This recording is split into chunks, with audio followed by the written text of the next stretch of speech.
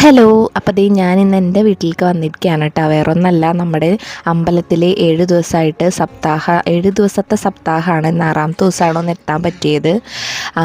എനിക്കിതിനെപ്പറ്റി വലിയ ആധികാരികമായിട്ടൊന്നും അറിയില്ല കേട്ടോ. എന്നാൽ അവിടെ വന്നിരുന്നപ്പോൾ ഒരു പ്രത്യേക ഒരു അനുഭൂതിയാണ് കേട്ടോ ഉണ്ടായിരുന്നത്. കാരണം നമുക്ക് ഭയങ്കര ഒരു പോസിറ്റീവായിട്ടുള്ള എനർജി ഉണ്ടാവും നമുക്ക്. സത്യം പറഞ്ഞിട്ടുണ്ടെങ്കിൽ കൃഷ്ണൻ്റെ ഭാഗവതം അതൊക്കെ ഇങ്ങനെ ഓരോ ആചാര്യന്മാരിങ്ങനെ വായിക്കുമ്പോൾ അത് നമുക്ക് ഭയങ്കര ഒരു ടച്ചായിട്ടുള്ളൊരു കാര്യമാണ് കേട്ടോ.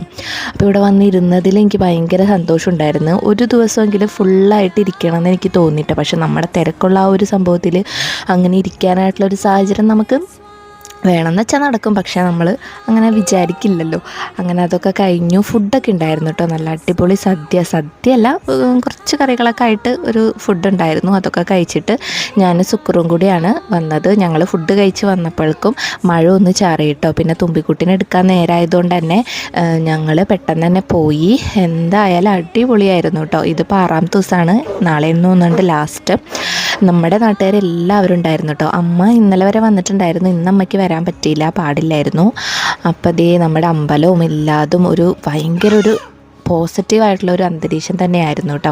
അപ്പോൾ ആരെങ്കിലും എവിടെയെങ്കിലും സപ്താഹമൊക്കെ ഉണ്ടെങ്കിൽ എല്ലാവരും പോയി കാണാം കേട്ടോ. നല്ല അടിപൊളി അനുഭവമാണ്.